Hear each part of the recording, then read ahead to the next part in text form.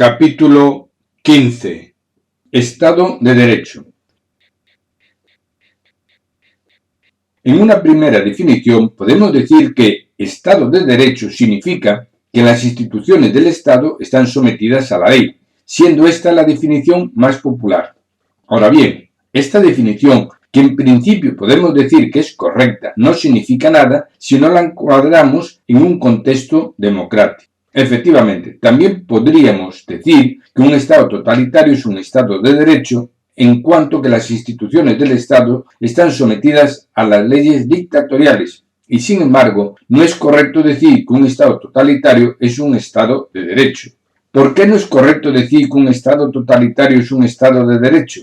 En un Estado totalitario, la única ley que existe es la voluntad del gobernante. La voluntad del gobernante es ley y no está sometida a control alguno, ya que puede hacer y disponer lo que quiera.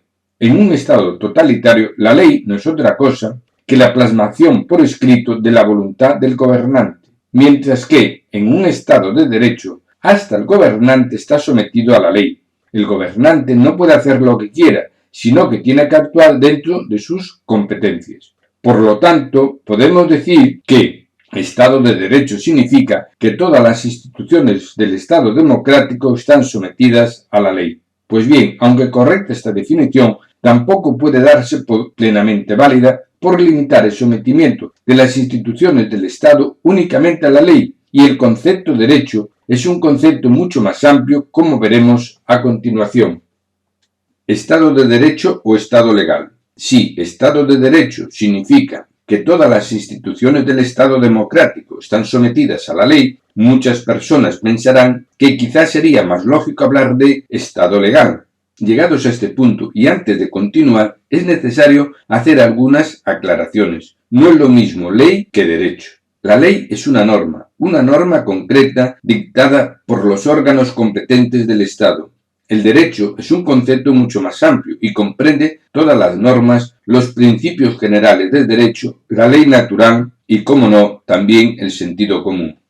Es muy importante tener claros ambos conceptos para dar a la expresión Estado de Derecho su verdadero significado, ya que cuando decimos que Estado de Derecho significa el sometimiento a la ley, no nos estamos refiriendo a una ley concreta, sino a la ley del derecho, que comprende todo el derecho, sus principios y valores. De ahí que no sea procedente hablar de Estado legal, sino de Estado de Derecho. Estado de Derecho y legitimación. Se denomina legitimación a la capacidad legal que se tiene para poder hacer una cosa, o dicho en otros términos, cuando la ley atribuye a una persona u órgano la competencia para hacer una cosa. Pues bien, tener establecida por ley la competencia para poder hacer una cosa es lo que se denomina legitimación. Por ejemplo, los padres tienen por ley la representación de su hijo menor de edad, es decir, están legitimados para actuar en nombre de su hijo menor de edad. El dueño de una cosa está facultado por ley para poderla vender, es decir, está legitimado para venderla. Ahora bien, teniendo en cuenta que aquí se habla de la legitimación que tienen los órganos públicos para poder actuar, no está de más hacer algunas puntualizaciones. 1. El poder que ejercen los órganos o instituciones del Estado es un poder institucionalizado, pertenece a la institución y se ejerce por medio de las personas que desempeñan el cargo institucional en ese momento. Es importante remarcar aquí esta peculiaridad de que se trata de un poder institucionalizado y que no es un poder personalizado. Con un simple ejemplo se entenderá perfectamente la importancia de esta distinción. Ejemplo: se celebran elecciones a presidente del gobierno y sale elegido un candidato que puede ser de derechas o de izquierdas. En el momento que el candidato elegido toma posesión del cargo de presidente del gobierno, es el presidente de todos los españoles, de derechas y de izquierdas, y su obligación es hacer política en beneficio de todos. Si se diese la presidencia del gobierno al presidente del partido político más votado, estaríamos ante un poder personalizado en la persona del ganador, pero ello no es así.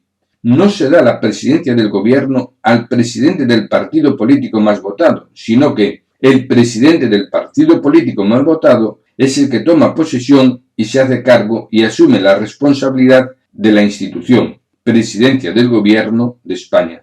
en los términos establecidos por el pueblo en la ley. Por ello, su obligación es hacer política en beneficio de todos, y no es correcto ni acorde con el cargo que, siendo el presidente del gobierno, se dedique a favorecer a los afiliados a su partido o simpatizantes en perjuicio de los demás. Expuestas así las cosas, lo más probable es que el lector no dé mayor trascendencia a lo expuesto, porque ya sabe perfectamente que ello debe ser así, pero una cosa es saber y otra cosa muy distinta es comprender el alcance de las cosas y la trascendencia que ello tiene. Efectivamente, los políticos tienden a personalizar todas las instituciones del Estado, lo que es una perversión de los valores democráticos y causan un enorme perjuicio a los ciudadanos. Un buen ejemplo de ello pueden ser los ayuntamientos, en los que cada alcalde pone al frente de los distintos departamentos del ayuntamiento a un político de lo suyo.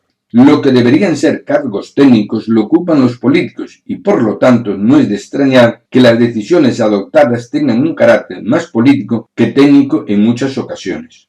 Es conveniente recordar aquí lo que ha sido vox populis durante muchos años en España, que la vivienda ha sido una de las fuentes de financiación de los partidos políticos, con el enorme perjuicio que conlleva para el pueblo, pues ello encarece la vivienda.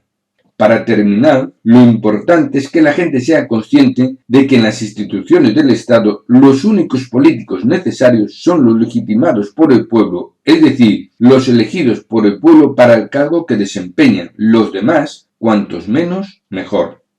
2. Que los distintos órganos o instituciones del Estado tengan bien delimitadas sus competencias, pues cuando se solapan competencias puede surgir problemas de legitimación entre los distintos órganos del Estado. Efectivamente, suele dar lugar a conflictos de competencia entre instituciones del Estado, además del costo económico que ello conlleva.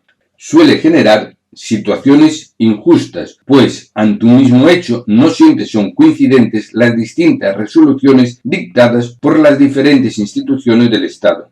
Diluye las responsabilidades cuando surge un problema, pues cada institución le pasa la responsabilidad a la otra.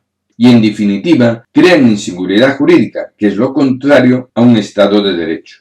3. La legitimación también implica que las competencias de los órganos o instituciones del Estado tienen que tener bien determinados los contenidos y límites. De no ser así, se darían casos de extralimitación o inhibición en asuntos de su competencia. Además, como actividad propia de un Estado democrático, debe responder al interés público. Asimismo, la actividad debe ser proporcional al fin buscado. 4. Responsabilidad del Estado. En un Estado de Derecho, el Estado es responsable de sus actuaciones y, por lo tanto, las distintas instituciones del Estado responderán por sus actos y, lógicamente, también los que ejerzan el cargo de la institución. Aquí es muy importante recordar la importancia que tiene delimitar las competencias entre los distintos órganos del Estado y que no se solapen unas instituciones con otras, pues de lo contrario cada institución pasará la responsabilidad a la otra y así es muy difícil establecer responsabilidades. Por ello no es de extrañar que los políticos de hoy en día dupliquen las instituciones que deben tomar decisiones sobre un mismo asunto, entre otras razones. Diluyen responsabilidades. Facilita la corrupción, pues si se quiere agilizar o paralizar un asunto es más fácil de hacer sin levantar sospechas y más difícil de demostrar conductas torticeras. Facilita la impunidad en la comisión de delitos, pues cada uno comete una pequeña irregularidad y la suma de todas estas pequeñas irregularidades genera el delito buscado. Como dice un refrán popular, entre todos la mataron y ella sola se murió. Es decir, cuando la suma de toda una serie de actos realizados por diferentes personas tienen como resultado un hecho delictivo. Y si bien todos han participado en el resultado producido, sin embargo, si se toman en consideración cada uno de los actos de forma aislada, ninguno de ellos es constitutivo de delito, con lo cual nadie asume responsabilidades, ya que son cosas que pasan. Ha tenido mala suerte. Ella sola se murió. Resumiendo, y para terminar con este apartado, decimos que un órgano del Estado está legitimado para actuar cuando la actuación concreta de la que conoce y en su caso resuelve está dentro de sus competencias. Estado de Derecho y principio de legalidad. El principio de legalidad es consustancial al Estado de Derecho, pues significa que el ejercicio de la función pública se tiene que ejercer conforme establece la ley. Es decir, no es suficiente con que el órgano público actúe dentro de sus competencias, legitimación, sino que además tiene que resolver conforme a la ley. Entiéndase ley en su sentido más amplio, es decir, conforme a derecho. En el párrafo anterior se dice que los órganos del Estado tienen que resolver conforme a la ley. Pues bien, es muy importante que la gente sea consciente del alcance de este principio y para ello podemos decir que el principio de legalidad se puede dar por activa y por pasiva, que son dos cosas completamente diferentes. Principio de legalidad por activa es cuando se actúa y resuelve de conformidad con la ley. Por ejemplo, una persona tiene un piso y solicita al ayuntamiento permiso para cerrar una galería exterior. El órgano competente del ayuntamiento, actuando dentro de sus competencias, resuelve. Principio de legalidad por pasiva es cuando, además de resolver de conformidad con la ley, resuelve con igualdad de criterio. Por ejemplo, en el caso anterior, el ayuntamiento resuelve denegando la autorización para cerrar la galería. Lo curioso es que con anterioridad el vecino de al lado y en la misma situación hizo la petición y se la concedieron y tiene cerrada la galería. En teoría podemos decir que en ambos casos se ha cumplido con el principio de legalidad, pues en ambos casos el ayuntamiento ha actuado de conformidad con la ley y ha resuelto ejerciendo su competencia en dicha materia, tal como dispone la ley. Es decir, formalmente, tanto las actuaciones como ambas resoluciones contradictorias se ajustan a la ley. Sin embargo, no podemos decir que hayan resuelto conforme a derecho, al no haber igualdad de criterio en ambas resoluciones, ni motivo alguno que justifique resolver de forma diferente en un caso y en otro. Este principio de legalidad por pasiva, es decir, igualdad de criterio, es el que da seguridad jurídica al ciudadano, pues permite prever de antemano lo que va a resolver el órgano público, o cuál puede ser las consecuencias de una determinada acción.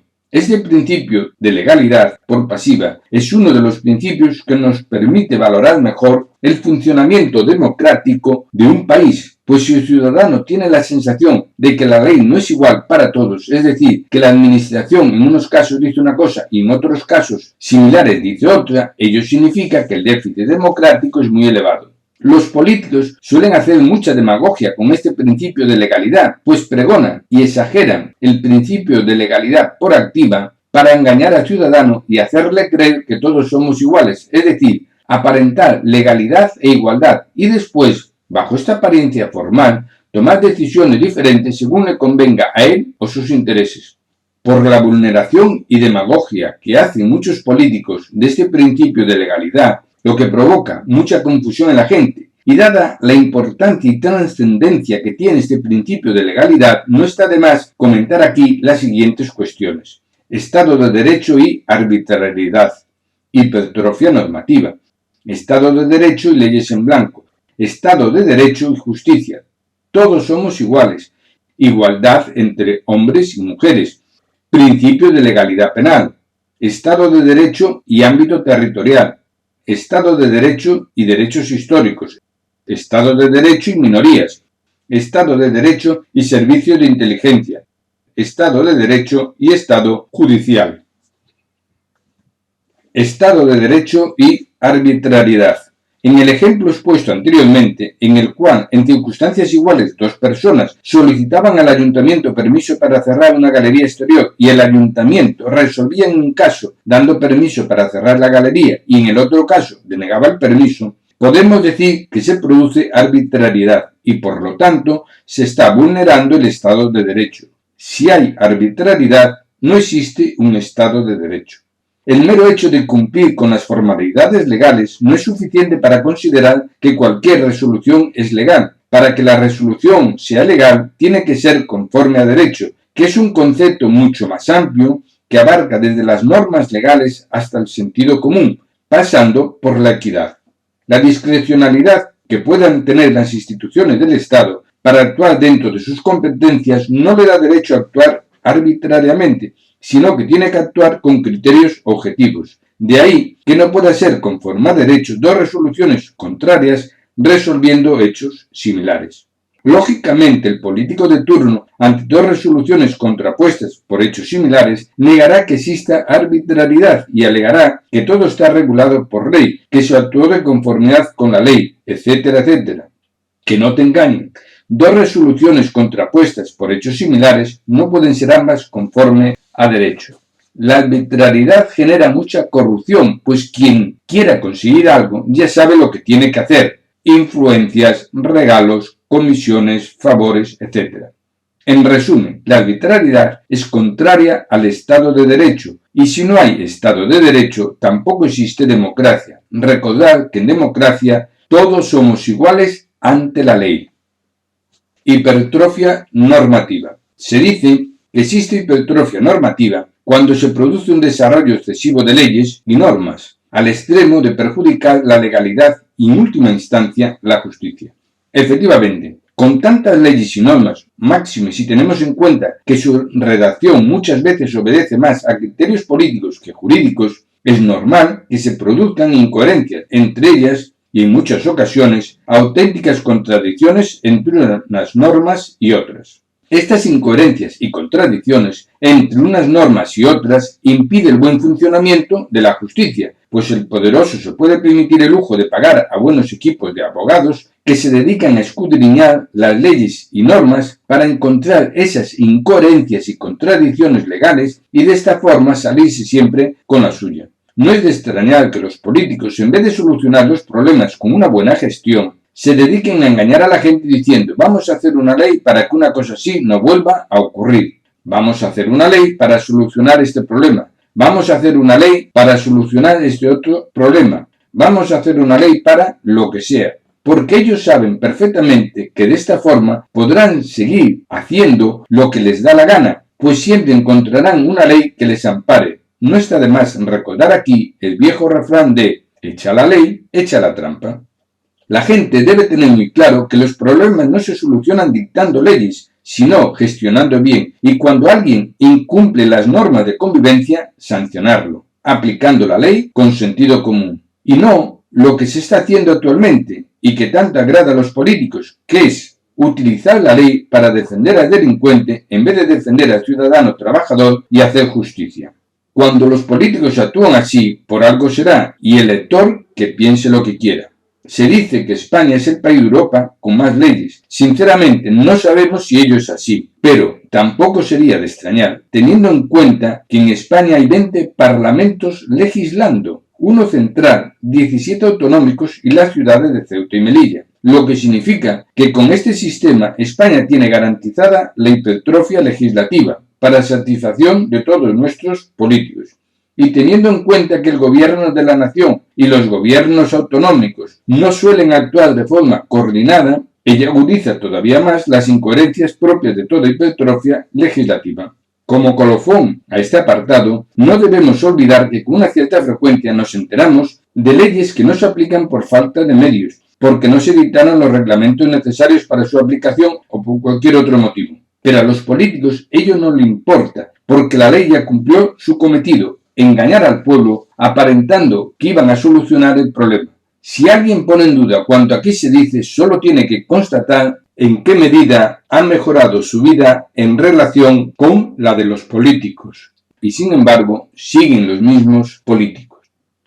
Estado de Derecho y leyes en blanco. No siempre es posible que en una ley se regulen todos los supuestos. Por ello, en la práctica, en muchas ocasiones la ley se remite a otra norma para la determinación de los supuestos. Cuando esto ocurre, se suele decir que estamos ante una norma en blanco, pues ésta no comprende todos los supuestos y deja a otros poderes públicos la regulación de dichos supuestos. Ahora bien, el hecho de que existan leyes en blanco no significa que atenten al Estado de Derecho, pues la aplicación de las mismas no ampara la arbitrariedad. Baste con recordar lo dicho anteriormente al hablar del Estado de Derecho y la arbitrariedad. Pues bien, dicho esto, es muy importante que la gente tenga claro que una ley en blanco en ningún caso ampara la arbitrariedad.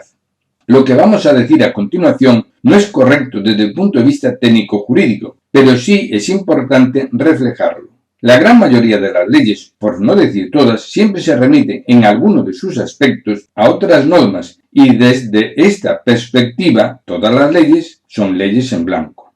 Efectivamente, podemos decir con carácter general que todas las leyes en alguno de sus apartados se remite a otras normas y además, en muchos casos, para que los órganos públicos puedan aplicar la ley necesitan disposiciones normativas complementarias. Ahora bien, la conjunción de diversas disposiciones normativas en ningún caso puede amparar la arbitrariedad y todas las normas se deben aplicar con sentido común y conforme a derecho. Por desgracia para los ciudadanos, los políticos suelen utilizar esta conjunción de disposiciones normativas en la aplicación de la ley para actuar arbitrariamente y en su propio beneficio. Tan es así que ello está recogido en el refranero español: echa la ley, echa la trampa. Aquí debemos recordar lo dicho al hablar de Estado de Derecho o Estado legal, y de ahí la importancia de que la justicia actúe conforme a derecho y no se limita a decir que se ajusta a la ley, que en muchas ocasiones ello conlleva a amparar el fraude de ley, la arbitrariedad, la injusticia y, en definitiva, la vulneración de la democracia. Estado de Derecho y Justicia. El Estado de Derecho no debe entenderse como una mera aplicación de normas. De ahí que la actuación arbitraria de los poderes públicos, aunque cumpla con las formalidades legales, no pueda ser admisible. El hecho de que no se debe admitir como válidas dos resoluciones contrapuestas de los poderes públicos sobre hechos similares, beneficiando a unos y perjudicando a otros, no significa que no pueda ocurrir. Cuando esto ocurre, es la Administración de Justicia quien debe subsanar la situación creada. Por desgracia, en España, en casos así, la Administración de Justicia no siempre entra en la cuestión de fondo para determinar si se ha producido arbitrariedad y, en su caso, subsanarla, sino que muchas veces se limita a decir que la Administración cumplió la legalidad y ha resuelto dentro de sus competencias. Es decir, se limita a decir que en los trámites administrativos se respetaron las formalidades legales, pero no entra a valorar si se ha producido arbitrariedad o no. Cuando ocurre una cosa así, lo que refleja es un déficit democrático muy grande. Todos somos iguales. Es en este contexto del Estado de Derecho donde se debe aplicar la expresión todos somos iguales, expresión esta que es una simplificación del principio todos somos iguales ante la ley. Y en esta expresión de todos somos iguales ante la ley no se dice que todos seamos iguales, sino que ante la ley todos somos iguales, que no es lo mismo. Es decir, ante situaciones iguales, la respuesta de los órganos del Estado siempre debe ser la misma. Puede decirse, por tanto, que la expresión todos somos iguales ante la ley constituye la plasmación por pasiva del principio de legalidad. Esto se entenderá mucho mejor con un par de ejemplos. Ejemplo 1. Supongamos que una persona va conduciendo su coche y por un despiste le da un pequeño golpe a un peatón que cruza un paso de cebra. Si se trata de un trabajador, será juzgado por el juzgado del lugar donde han ocurrido los hechos y le pondrá la pena correspondiente. Si se trata de un político aforado, su aforamiento no permite que sea juzgado por el juzgado del lugar donde ha ocurrido el hecho, sino por el tribunal que le corresponda en atención a su aforamiento. Pero la pena impuesta debería ser la misma que se aplicó al trabajador y, en este supuesto concreto, la pena impuesta es idéntica. Ejemplo 2. Supongamos que una persona tiene un terreno en el campo y solicita al ayuntamiento permiso para edificar. Al simple trabajador, el ayuntamiento le deniega la autorización y al promotor constructor de viviendas, que tiene gran poder adquisitivo, el ayuntamiento le da autorización para edificar. Es evidente que tanto en el ejemplo 1 como en el ejemplo 2, el trabajador no está en las mismas condiciones sociales que el político o el promotor constructor, y sin embargo, estas diferencias sociales no afectan al principio de todos somos iguales ante la ley. Lo que sí afecta al principio de igualdad es la respuesta que dan los órganos del Estado ante un mismo hecho. En el ejemplo 1, al ser ambas penas iguales, se cumple el principio de todos somos iguales, al margen del hecho de que el órgano que los juzgó era distinto. En el ejemplo 2, no se cumple el principio de todos somos iguales, por mucho que digan los políticos de que todos somos iguales, ya que la ley que se aplica es la misma para todos, porque el resultado es diferente, es decir, arbitrario. Los políticos saben perfectamente que esto es así, ya que su situación personal no es la de un simple trabajador y sin embargo engañan a la gente llevando la expresión todos somos iguales al contexto personal. ¿Por qué lo hacen? Para generar discusiones inútiles en la gente y enfrentar a los unos con los otros, y de esta forma pasa mucho más desapercibido la disparidad de criterios que adoptan los órganos del Estado ante un mismo hecho, dependiendo de quién sea la persona a la que afecta. En resumen, las diferencias personales o sociales no afectan al principio de todos somos iguales, entiéndase ante la ley. Lo que sí afecta al principio de todos somos iguales es la respuesta que dan los órganos del Estado ante un mismo hecho. Igualdad entre hombres y mujeres. Todos los políticos, y de forma muy especial los que se autodenominan políticos progresistas, no se cansan de decir y pregonar que los hombres y mujeres son iguales. Y lo malo no es que lo digan los políticos, sino que mucha gente asume este planteamiento político. Y lo peor de todo es que incluso el llamado movimiento feminista hace dogma de fe de este planteamiento político. La consecuencia es que en términos generales la situación de la mujer con respecto al hombre no ha mejorado nada en todos estos años de democracia, y en algunos aspectos incluso ha empeorado, sobre todo en lo referente a su dignidad como mujer y, lógicamente, ello también le afecta negativamente a su dignidad como persona.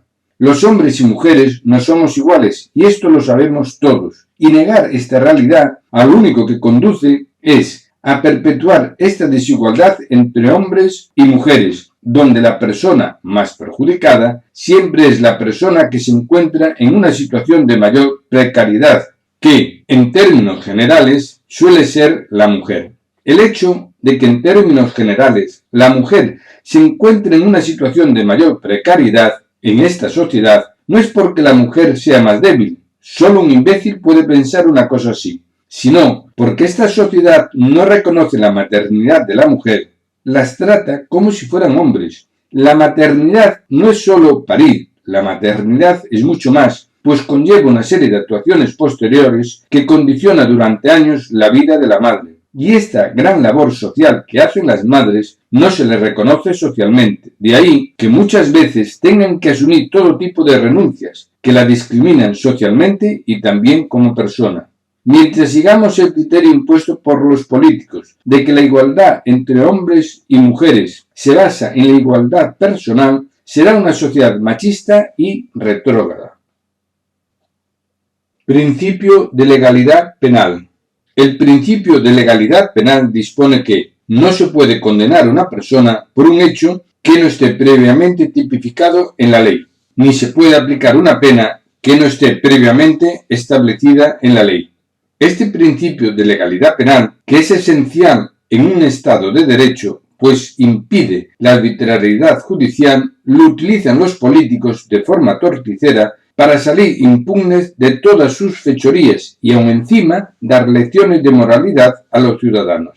Efectivamente, ante una conducta inapropiada, lo lógico es pensar que los políticos, en defensa de la ciudadanía a la cual dicen representar, soliciten que se aplique la ley y se castigue al culpable. Sin embargo, los políticos corruptos en estos casos se vuelven más legalistas que nadie en defensa de la justicia y alegan que no se puede condenar a una persona por un hecho que no esté previamente tipificado en la ley, y aun encima se permiten el lujo de dar lecciones de ética, diciendo que vamos a hacer una ley que condene estos hechos para que no vuelva a pasar una cosa así. Esto es una engañifa en toda regla. Analicemos el porqué.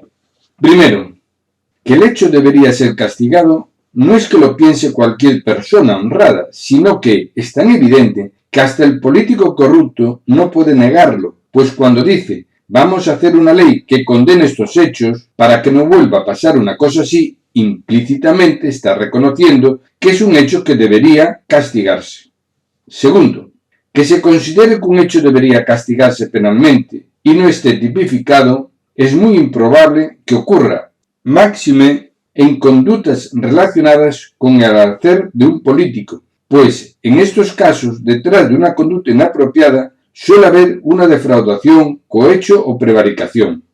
Tercero, cuando un político corrupto, ante hechos cometidos por ellos mismos, dice: vamos a hacer una ley que condene estos hechos para que no vuelva a pasar una cosa así, no lo hace con la finalidad de castigar este tipo de conductas, sino que lo que intenta es establecer una coartada para dejar impunes los hechos cometidos, alegando que no están tipificados al decir que hay que hacer una ley. Recuérdese lo que se dijo anteriormente del principio de legalidad penal. No se puede condenar a una persona por un hecho que no esté previamente tipificado en la ley. Estado de Derecho y ámbito territorial.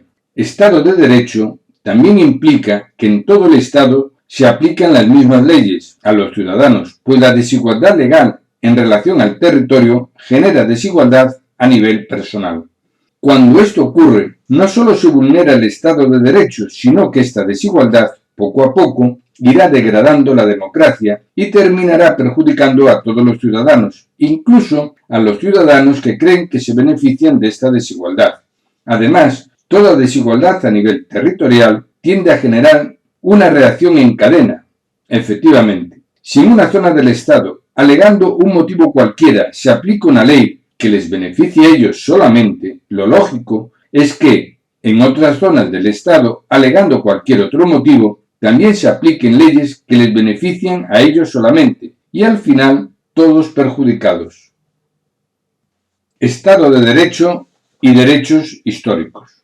Hoy en día, en un Estado democrático, los denominados derechos históricos nunca pueden implicar desigualdad entre unas zonas del Estado y otras, pues ello es establecer diferencias o privilegios de unos ciudadanos con relación a otros.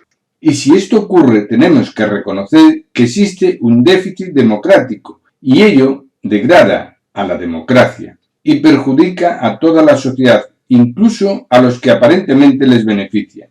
¿Se imaginan que hoy en día se aplicara el derecho de pernada por ser un derecho histórico y en consecuencia el político de turno tuviera derecho a mantener relaciones sexuales con la esposa de cualquier ciudadano en la noche de bodas?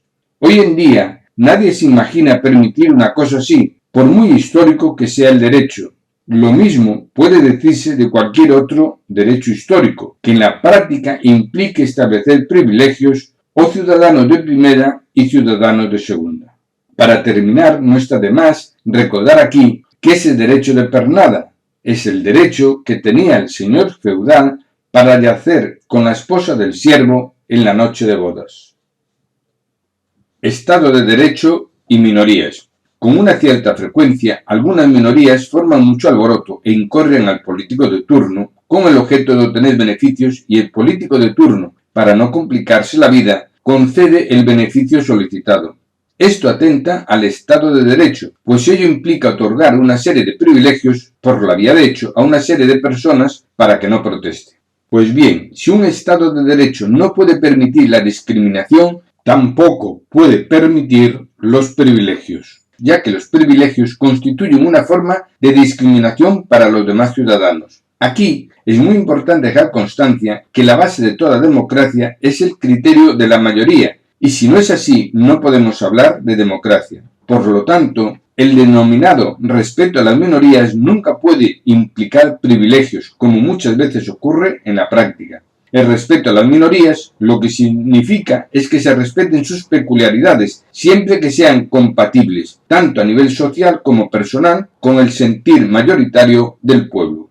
Lo expuesto se entenderá mucho mejor con un ejemplo. Supongamos que por las circunstancias que fueren, un grupo numeroso de personas de otra cultura se asientan en un país democrático. Entre todo este grupo de personas hay un número elevado que son esclavos, labor esta que hacen de buena gana, pues tienen perfectamente asimilado su condición de esclavos. Además, en principio, no plantean problemas sociales, pues actúan de forma autárquica. Tienen sus propias leyes y sus líderes tienen la situación perfectamente controlada. Pues bien, en un Estado democrático, a nivel personal no se puede permitir la esclavitud, ni tampoco se puede permitir a nivel social legislación diferenciada, pues el principio de igualdad ante la ley desaparecería, ya que a unas personas se les aplicaría una legislación y a otras personas se les aplicaría otra legislación, según al grupo al cual pertenecieran. Permitir conductas así vulnera el Estado de Derecho y la democracia. Estado de Derecho y servicios de inteligencia. Todos los países tienen lo que se denominan servicios de inteligencia y la gente suele denominar espías. La finalidad de estos servicios de inteligencia es garantizar la seguridad del Estado. Los servicios de inteligencia, para obtener la información necesaria, muchas veces tienen que ir más allá de lo que la legalidad permite en circunstancias normales. Pues bien, esto no les faculta para hacer lo que quieran, pues siempre tienen que actuar de conformidad con la legislación que regula su actividad y sus fines.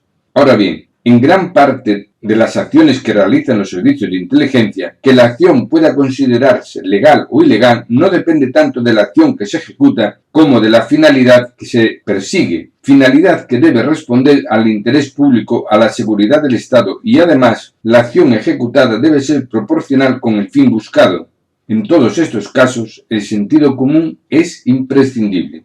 Quizás lo expuesto en el párrafo anterior nos plantee algunas dudas, pero con un simple ejemplo se puede aclarar la cuestión. Supongamos que un determinado político que tiene por su cargo conocimientos que afectan a la seguridad nacional entabla amistad con una persona que se sospecha tiene relación con grupos terroristas. Por miedo a que lo puedan estar utilizando para obtener información reservada, se le hace un seguimiento. Pues bien, en este caso, sí estaría justificado tanto un seguimiento del político como de la persona sospechosa. Ahora bien, si el seguimiento político se hace para conocer su vida privada, en este caso se estaría cometiendo un delito. Estado de Derecho y Estado judicial. Algunas personas pensarán que el Estado de Derecho perfecto sería el Estado judicial, en el cual las decisiones las tomarían los jueces. Grave error. En un Estado de Derecho, cada cual sabe a qué atenerse y las instituciones del Estado saben cuáles son sus obligaciones, por eso es un Estado de Derecho. ¿Alguien se puede imaginar que unos policías que están viendo como una persona está apuñalando a otra y que la actuación de los policías sea llamar al juez para que les diga si lo impiden o no? El ejemplo anterior evidencia de forma clara que un Estado judicial no sería un Estado de Derecho, pues nadie sabe qué debe hacer hasta que se lo diga un juez. El motivo por el cual se expone aquí esta distinción se debe a que en España se han producido una serie de hechos a finales del año 2017 que sin ánimo de prejuzgar y respetando la valoración final que en su día haga la justicia de si hubo o no delito y en su caso su cualificación, en principio se pueden encuadrar dentro de los delitos de rebelión o sedición. Pues bien, a pesar de la gravedad de los hechos, ya que constituyen uno de los delitos más graves que se pueden realizar contra el Estado, el gobierno daba a entender que desconocía el significado de Estado de Derecho y cuáles eran sus obligaciones, ya que su comportamiento parecía ajustarse más al concepto de Estado judicial que al concepto de Estado de Derecho. Lo grave para la democracia española es que si nos atenemos a las noticias de la prensa de años anteriores al 2017, esta forma de actuar del gobierno español no ha sido un hecho aislado, sino que viene siendo una conducta del gobierno español desde hace muchos años. Sin entrar a enumerar y valorar casos concretos aparecidos en la prensa, que no es el objeto de este libro, sino únicamente con la finalidad de evidenciar de una forma flagrante que el Estado judicial es la negación del Estado de Derecho y, en definitiva, la negación de toda democracia, baste recordar algunos supuestos aparecidos en la prensa. Noticia: las autoridades de Cataluña no aplican las leyes del Estado. ¿Qué hizo el gobierno español? Demanda judicial para exigir su cumplimiento. Años después se dicta una resolución judicial reconociendo que no se ha aplicado la ley y manda que se aplique la ley. Que las autoridades de Cataluña no cumplen voluntariamente la resolución judicial. ¿Qué hizo el gobierno español? Poner otra demanda para exigir el cumplimiento de la resolución judicial, y así sucesivamente. Permitir comportamientos así es más propio de un Estado feudal que de un Estado democrático. En otros casos, la noticia era que en la enseñanza se discriminaba el idioma español. Ante la pasividad del gobierno, algún padre recurría en vía judicial para hacer valer sus derechos. Consecuencia: que en algunos casos, cuando se resolvía la demanda, el curso ya había finalizado, con lo cual en el curso siguiente volvía a pasar lo mismo y con las mismas consecuencias. En otros casos, la resolución judicial se dictaba durante el curso, Lo lógico sería que la no discriminación del español se aplicara en todos los alumnos. Pues no, señor, únicamente se aplicaba a ese alumno cuyo padre había demandado, con lo cual la discriminación del alumno todavía era mayor. Cualquier demócrata, ante este tipo de noticias y teniendo en cuenta las manifestaciones públicas que hacían las autoridades de Cataluña, era plenamente consciente de que no se trataba de discrepancias legales o administrativas, sino de una actuación consciente y premeditada tendente a no cumplir las leyes del Estado español, leyes que en definitiva constituyen la voluntad del pueblo democrático. No es de extrañar, por lo tanto, que si durante muchos años previos al 2017 y ante conductas que desde el punto de vista democrático ya podrían considerarse como constitutivas de un delito y sin embargo no se aplicó el Estado de Derecho, no debe sorprendernos que a finales del año 2017 nos encontremos con conductas que atentan abiertamente contra el Estado democrático y que pueden tener consecuencias trágicas para el pueblo. Una cosa debemos tener muy clara: si no se aplica el Estado de Derecho, no existe democracia. Definición del Estado de Derecho. Después de todo lo expuesto, podemos decir que Estado de Derecho es aquel Estado en el cual tanto el Estado como institución, como sus gobernantes y sus ciudadanos, están sometidos a la ley. Asimismo, Estado de Derecho implica el respeto a los derechos inalienables de la persona, y estos derechos solo podrán ser limitados en los casos y en los términos que establezca la ley. Y debemos decir que aquí el término ley está empleado en su sentido más amplio, comprensible de todo el derecho y reflejo de las normas de convivencia establecidas por los ciudadanos. Estado de Derecho y obligaciones. Hemos dicho que Estado de Derecho es aquel Estado en el cual tanto el Estado como institución, como sus gobernantes y sus ciudadanos están sometidos a la ley, y además que garantiza el respeto a los derechos de la persona. Y si bien ello es correcto, lo cierto es que el enfoque que en la práctica hacen los políticos del Estado de Derecho suele ser un enfoque parcial y únicamente desde el punto de vista de los derechos, sin tener en cuenta las obligaciones, lo que conlleva a una interpretación del Estado de Derecho muy deficitaria y tremendamente perjudicial para los trabajadores. Efectivamente, los derechos también implican obligaciones, o si se prefiere, derechos y obligaciones son las dos caras de una misma moneda.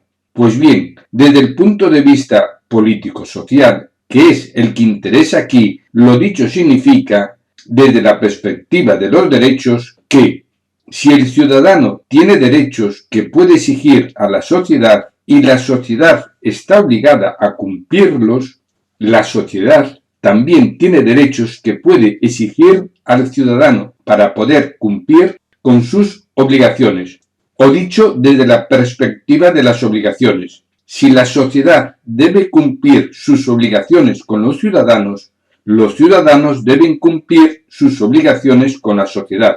Expuestas así las cosas, queda claro que derechos y obligaciones son dos conceptos que están unidos e interrelacionados, o si se prefiere, derechos y obligaciones son las dos caras de una misma moneda. Por lo tanto, el sometimiento a la ley implica derechos y obligaciones.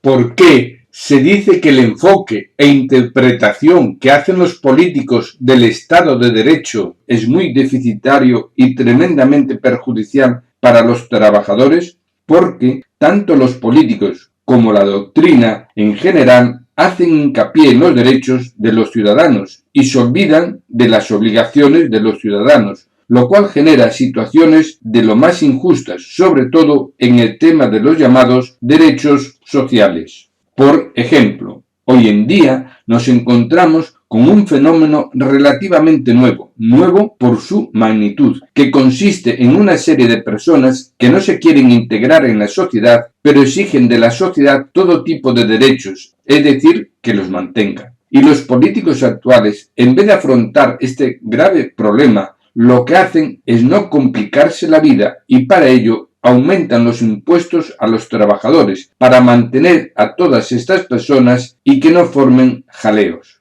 La consecuencia de este proceder político en este tema es la formación de guetos sociales de gente inadaptada que han ido creciendo en número y población hasta el extremo de que hoy en día se produce la siguiente paradoja. Los trabajadores, más que ciudadanos, parecen que son los esclavos de la democracia, pues no hacen otra cosa que trabajar para pagar impuestos, que ni hijos pueden tener, ya que no disponen de tiempo ni dinero para cuidarlos.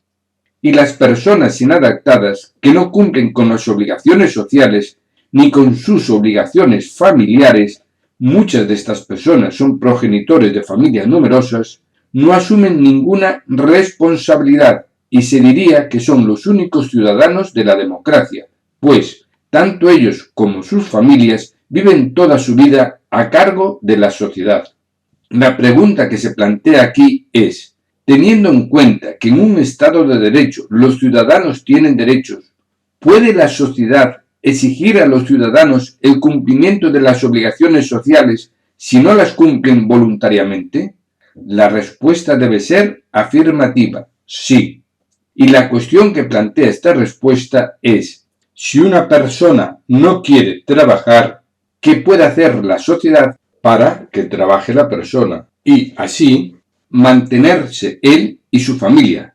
Aquí tenemos que decir que no podemos dar una respuesta a la pregunta formulada por varias razones. En primer lugar, porque ello se sale del contenido y objeto de este libro y, en segundo lugar, porque las medidas a adoptar pueden ser múltiples y deberán ajustarse a las circunstancias de cada momento y lugar.